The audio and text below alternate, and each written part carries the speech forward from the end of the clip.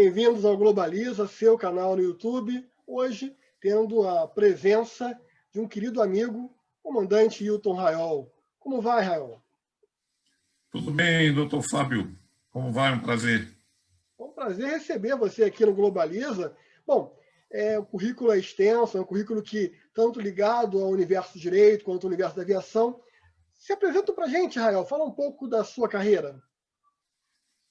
Fábio, boa noite, um prazer poder estar aqui com você. Em primeiro lugar, agradecer o convite, poder participar aqui desse bate-papo. E a minha carreira iniciou lá em 1978, aqui em Brasília, no Aeroclube, né? E nesse período aí de 30 anos já de aviação, eu atingi aí a função de comandante A320, onde eu trabalhei durante 13 anos como comandante, foi a última empresa na Latam Linhas Aéreas. Né? Nesse período em que fiquei na TAM, nesses 13 anos, eu tive a oportunidade de iniciar minha carreira acadêmica e formei em Ciências Aeronáuticas. Em seguida, eu fiz um MBA de Gestão Aeroportuária e, logo em seguida, também tive a oportunidade de ingressar numa turma, na segunda turma lá do ITA, né, de Segurança de Voo e Aeronavegabilidade, com a pós-graduação. E depois eu encerrei aí com a pós-graduação na Unisul de Direito Aeronáutico. Né. Eu hoje tenho um site, Direito Aéreo, onde eu publico alguns artigos que eu escrevo, e agora o projeto é o encerramento de a conclusão de um livro chamado Aspectos Contemporâneos do Direito Aeronáutico, que em breve deve estar aí já com a divulgação, nos próximos 2, 3 meses aí, já deve estar sendo divulgado. Bom, Raiol, desde logo o livro saindo, convidadíssimo aqui para voltar, falar do livro, lançar o livro para a internet, para aqueles que nos acompanham. Aliás, eu quero aproveitar e pedir para você que nos acompanha, deixe o seu like, compartilhe o canal, interaja com o canal. Isso é muito importante para o algoritmo do YouTube mostrar a relevância do Globaliza. Raiol, um dos capítulos do livro, já lançando um spoiler, você vai tratar sobre a questão dos aspectos penais, criminais ligados à aviação. Fala um pouco para a gente como é que você pretende abordar isso, qual é a linha mestra desse capítulo? Bom, esse é um dos capítulos que está no livro, né, que trata sobre a responsabilidade penal na aviação. Né? Então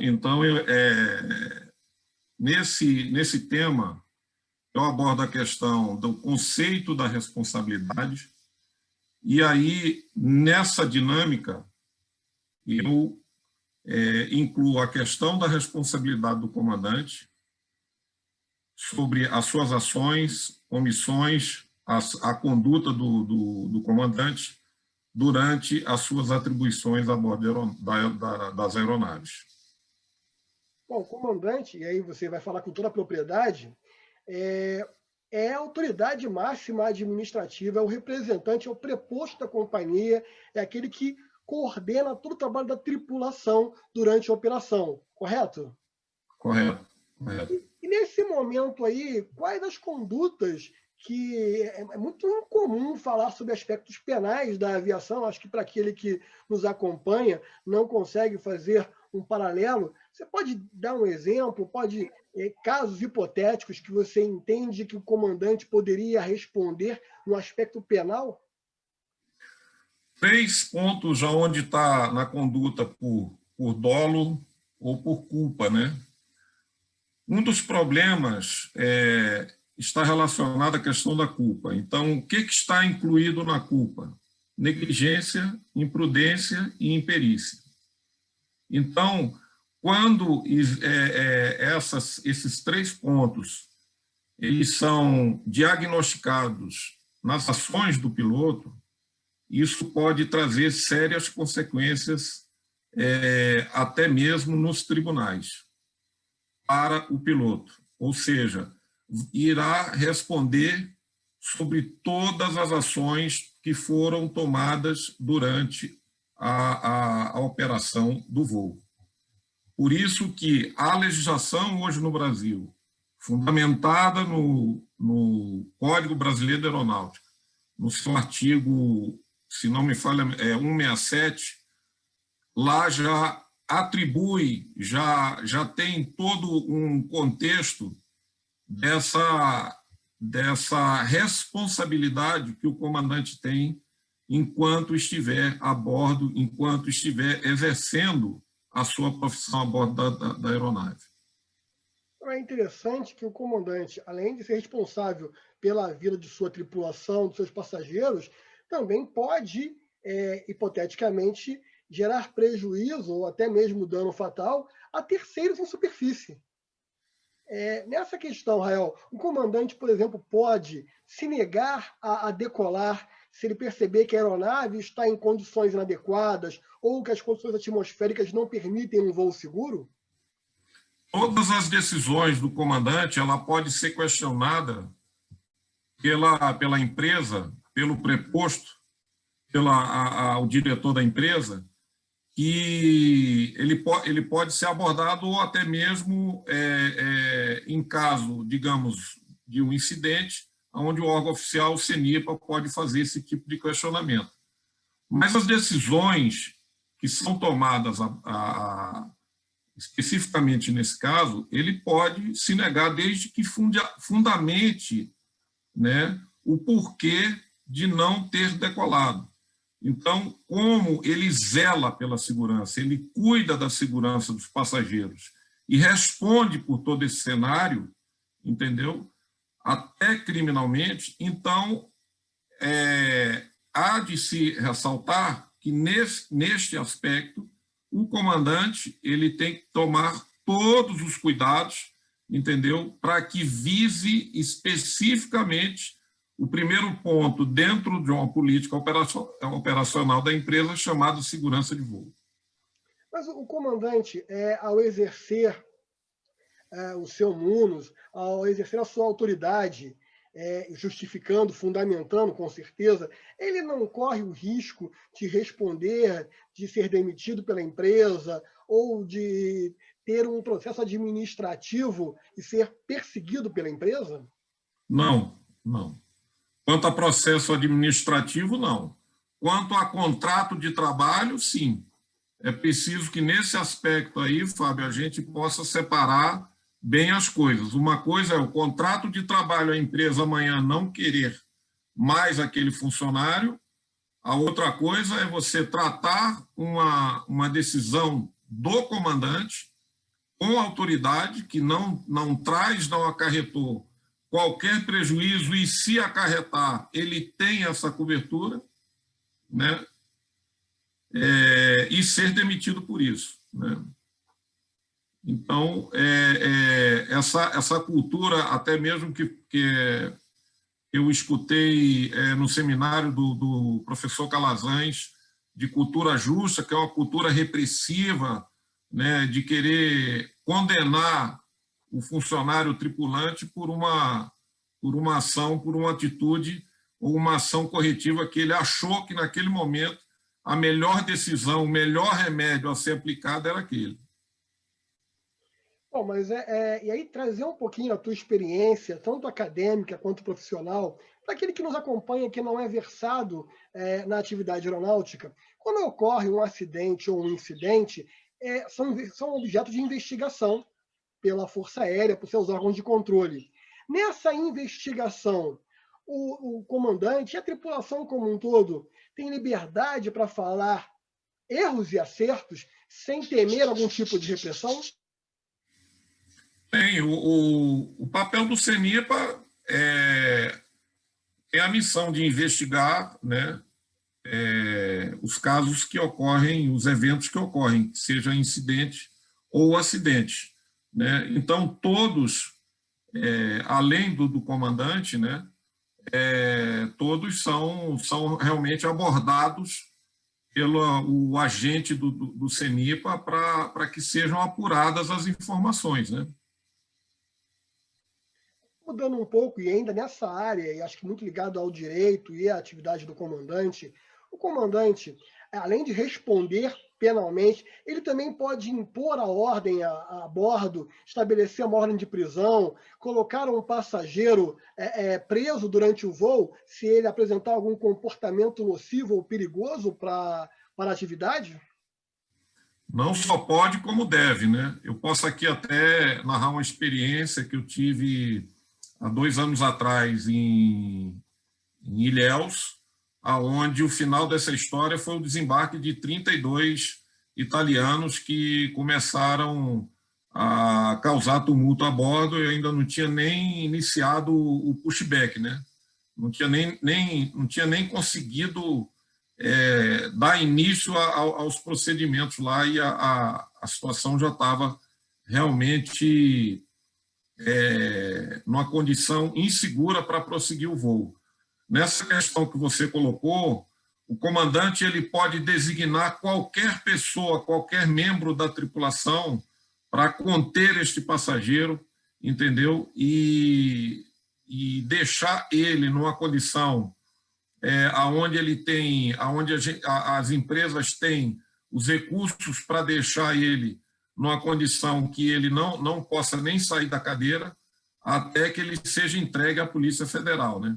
Então, esses casos de indisciplina a bordo, eu entendo, pela experiência que eu já passei com alguns eventos que eu já tive, que você não deve deixar que essa situação avance dentro da aeronave, porque tem um outro problema, é aquilo que está na questão, no contrato do transporte aéreo, que é a causar prejuízo aos demais passageiros.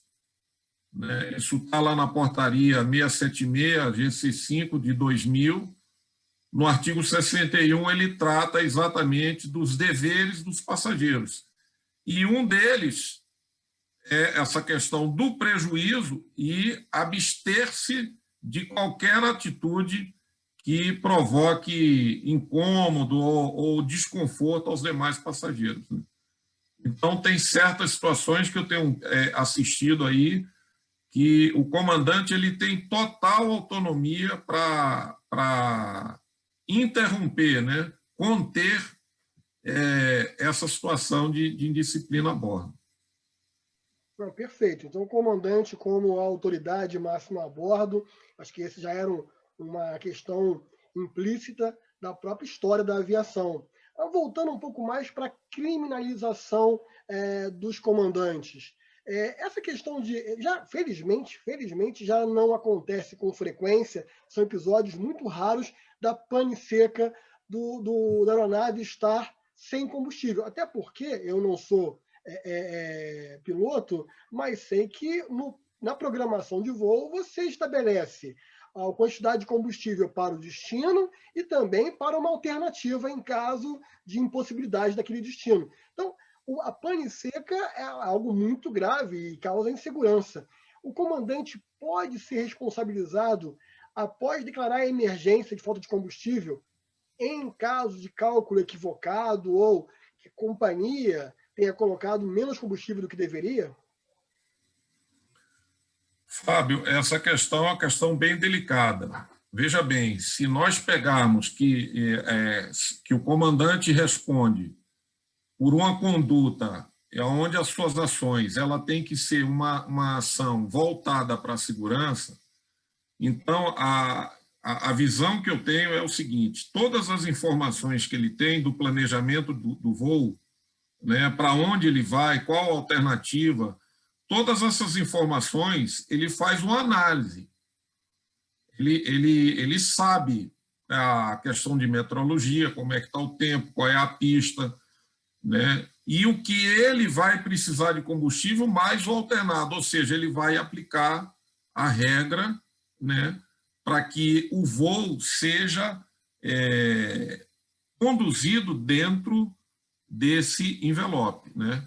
A partir do momento em que ocorre uma falha e que a aeronave, como a gente já viu alguns eventos aí, caiu por pane seca, o comandante, de qualquer forma, ele vai responder por uma situação e vai ter que dar, vai ter que responder e vai ter que dar justificativas que sejam convincentes, né?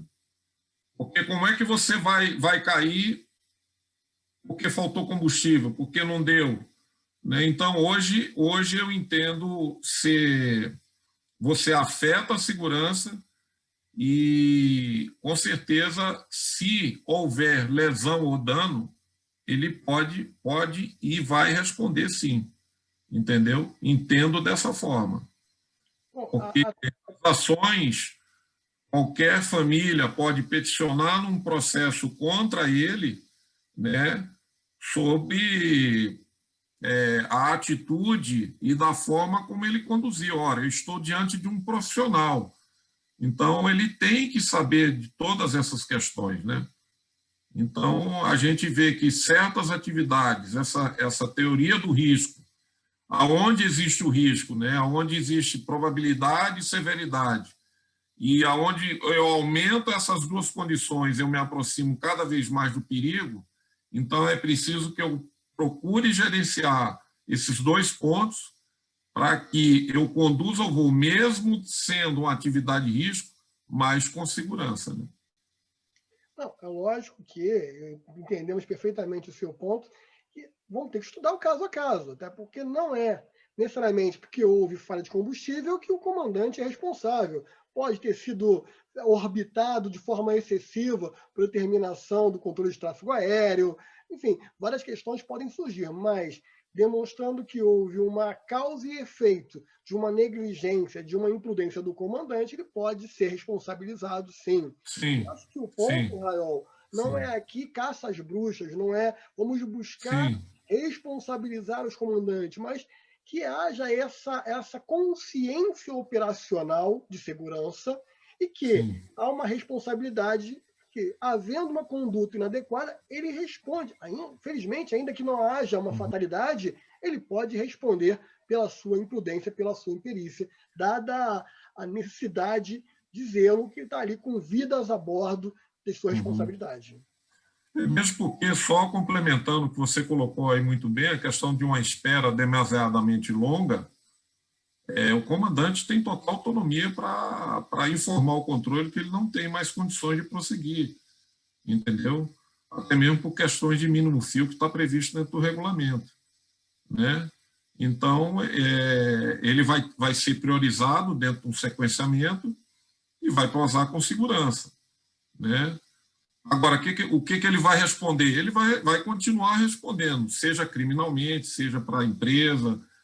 O comandante, ele está ali para exatamente a figura dele, ele é a pessoa, quando a gente fala, e não sendo aqui repetitivo, se trata de responsabilidade, qualquer atividade de risco, né, você tem 180, 200 pessoas lá atrás, e você vai responder por cada uma delas, né? Então, o contrato diz que eu tenho que levar de A para B com segurança. Então, Não, perfeito. E aí, para aqueles que nos acompanham, que não conhecem, existe um sequenciamento, ou seja, o controle de tráfego aéreo vai estabelecer uma ordem de pousos para o número de aeronaves que estão se aproximando, e havendo essa órbita exagerada, o comandante pode pedir prioridade. Nesse caso, Rael, o comandante declararia uma emergência? Ele seria punido ao pedir essa prioridade? Porque não, eu não entendo que ele seria punido com melhorar essa relação. pergunta, que quando há uma emergência, a punição que eu digo é numa suspensão automática do voo até que se avalie aquele incidente. Seria o caso? Não, não, não seria o caso. A não ser que eu vou cumprir um voo aonde a empresa determinou naquele planejamento que meu combustível, para cumprir tudo aquilo ali, toda a programação e mais o alternado, seja 5.000 quilos. Digamos, um exemplo, aí eu digo, não quero 5.000 quilos, eu quero 4.000 quilos ou 4.500 quilos, porque para mim é o suficiente para cumprir. Ele já está negligenciando, aí sim, né? Aí cabe realmente eu entendo que cabe aí uma punição, né? Que tipo de punição? Aí é a empresa que vai avaliar todos os pontos, né? Então, agora eu saio com um combustível que é determinado pela empresa e, de repente, há uma espera demasiadamente longa e o meu combustível não vai ser mais suficiente para eu chegar no destino e eu alterno, isso aí não causa nenhum problema, nenhum dano para o comandante em relação a isso. Pelo contrário, né, ele está sempre visando a segurança do voo. Né? E aí você agora levantou uma dúvida que eu fiquei instigado. Um comandante de táxi aéreo, um comandante de uma linha aérea regular, tem autonomia para reduzir a quantidade de combustível a bordo, a despeito da orientação do empregador? Não, aí eu acho que se o empregador dá uma informação dessa, aí vem a análise do piloto. Né? No caso do táxi aéreo, ele pode até se negar de fazer o voo. Ó, com esse combustível aqui eu não saio. Entendeu? Porque já que ele responde por todas as ações, ele não pode ser omisso, porque ele tem um ponto a favor dele, que se chama treinamento. Não, eu estou usando exatamente aquele exemplo que você deu. A programação do voo é para 5 toneladas de combustível. O comandante fala, olha, eu com 4.700 é suficiente. Ele tem essa autonomia de pedir para abastecer a menor? Ele pode fazer. Só que tudo que ele fizer, ele vai responder. Eu acho que com esse combustível eu cumpro toda a programação. Ele aí está correndo um sério risco. Né? Aí é que eu te falo, é onde entra a questão da probabilidade e da severidade. Agora, se esse combustível que ele está colocando de 4.700 vai deixar ele numa condição perigosa, entendeu? Então, aí, de uma total negligência, a culpa vai cair no colo dele. Ele vai responder por esse tipo de essa condição, né, essa conduta dele negligente, né? Bom, só para tranquilizar o nosso internauta que nos acompanha, nós estamos discutindo aspectos hipotéticos. O comandante, Sim. ele é o mais treinado, e aí ele tem um treinamento de vários ground school, ele sistematicamente tem que fazer simulador, vários testes. O comandante ele é treinado e habilitado e ele tem como foco a segurança dos passageiros e dele próprio. Então, estamos aqui discutindo aspectos hipotéticos e a regra do nosso tráfego aéreo é o tráfego aéreo de segurança e não de insegurança, dado que é estatisticamente um dos meios de transporte mais seguro do mundo. Então, mais uma nota aqui, um disclaimer para aquele que nos acompanha, que esses loucos que ficam aí comandando aí, o que eles estão economizando no combustível? Não é o caso, né, Rael? Não. Eu quis só dar aqui um exemplo do que o comandante pode fazer. Ele pode fazer, mas as ações dele são ações que elas têm que ter foco sempre na segurança do voo, né?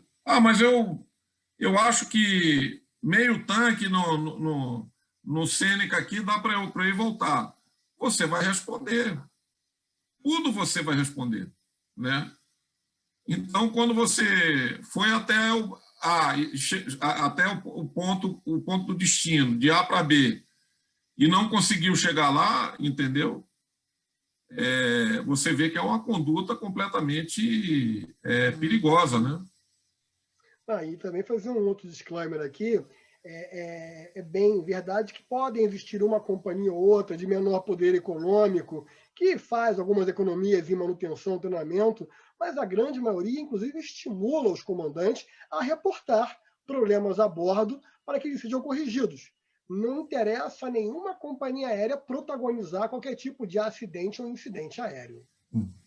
Não. Eu queria abrir espaço aí para você destacar algum ponto que você acha interessante, que é um tema que vai alimentando perguntas e mais perguntas, mas a gente queria Aham. deixar um espaço para você agora abordar um tema que você acha conveniente, a gente poder caminhar aí para o encerramento desse bate-papo. Fábio, eu acho, de tudo que a gente abordou aqui, o piloto hoje ele tem que ter esta consciência de tudo que ele faz a bordo. Ele não pode ser um mero espectador, um cara, uma pessoa que está ali somente assistindo, né? Então, o que se trata hoje e que eu abordei lá são as condutas, as omissões, as ações, né? Tudo que ele fizer, todas as decisões, tudo isso é apurado, né? Desde o momento em que ele se apresenta até o momento em que ele deixa a aeronave, ele é o comandante, né? Então, o que envolve dentro desse pacote todo após a apresentação dele, tomar conhecimento do voo, saber o que está acontecendo, o que está dentro do planejamento do voo, o que ele vai cumprir, como é que ele está, a parte de fator humano, né, fadiga, o que está dentro da legislação, né, que já prevê essa questão de regulamentação, a própria lei do aeronauta, que traz as atribuições lá no seu artigo 7º, né, a nova lei do aeronauta, sobre as atribuições do comandante a bordo, do copiloto, né? Então, eu acho que tudo tem que estar voltado para a segurança. E aí, os 3 pontos que estão previstos na política operacional de cada empresa, isso já é básico do próprio Manual Geral de Operações. Primeiro ponto, segurança. Segundo, vem eficiência. E terceiro, conforto dos passageiros. Então, nesses 3 pontos, eu acho que são importantes para que o comandante esteja sempre nesta plataforma, para poder conduzir o voo pautado nesses 3 pontos aí. Interessante, Rael, quando você fala da fadiga. Então, eu passo pode me corrigir se eu estiver equivocado, mas a responsabilidade do comandante começa muito antes de iniciar o voo. Na véspera, Sim. se ele descansou adequadamente, se ele fez algo que, sabendo que faria um voo cansativo no dia seguinte, um voo longo, ele não se preparou, buscou repousar adequadamente, isso pode refletir no dia seguinte no voo. Então, já começa de véspera a responsabilidade do comandante. Haja visto o acidente que teve com o Sully, né, lá no Rio Hudson, em que a NTSB inicia todo o processo, né, de investigação, e o que eles começam a abordar? A questão exatamente disso aí, de fadiga, como é que foi a noite dele anterior, como é que ele dormiu, questão de bebida, que horas a última vez, se bebeu ou se não bebeu, né?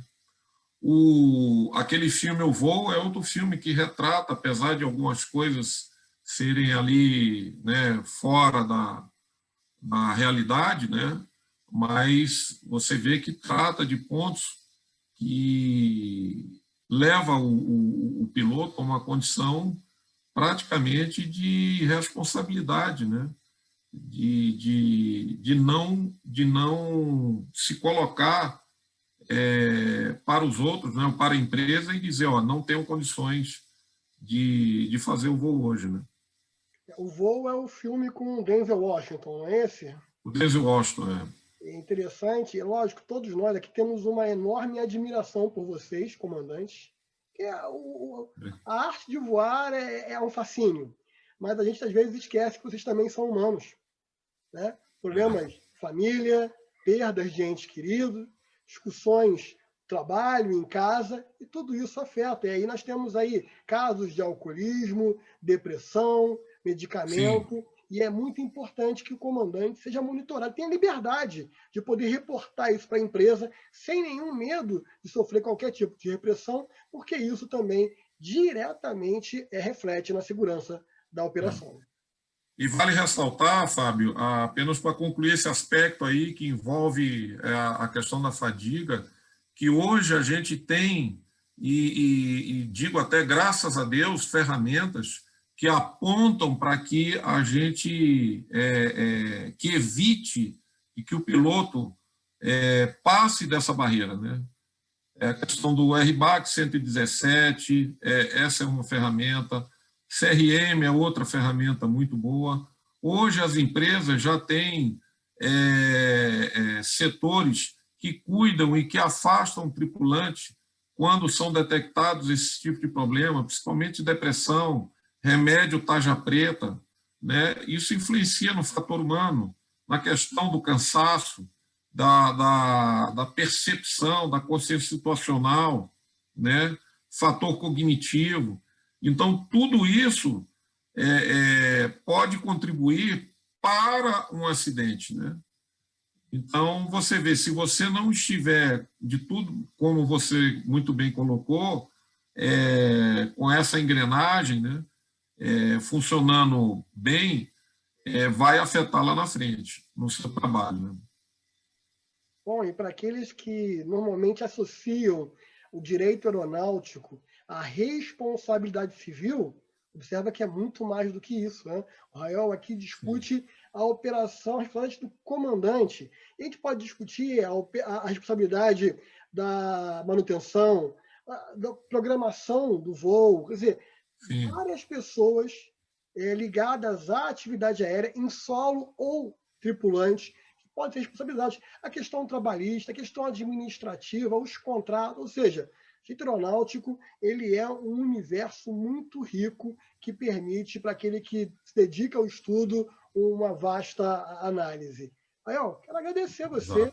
É sempre bom te receber, vê-lo, né? Nós nos conhecemos, passamos de vários eventos juntos, em São Paulo, Rio de Janeiro. Né? É muito bom aí compartilhar com você mais esse espaço agora, atingindo a todos no Brasil. Nós temos comandantes e advogados que nos acompanham em Portugal, na China, comandante Carlos, que nos acompanha da China.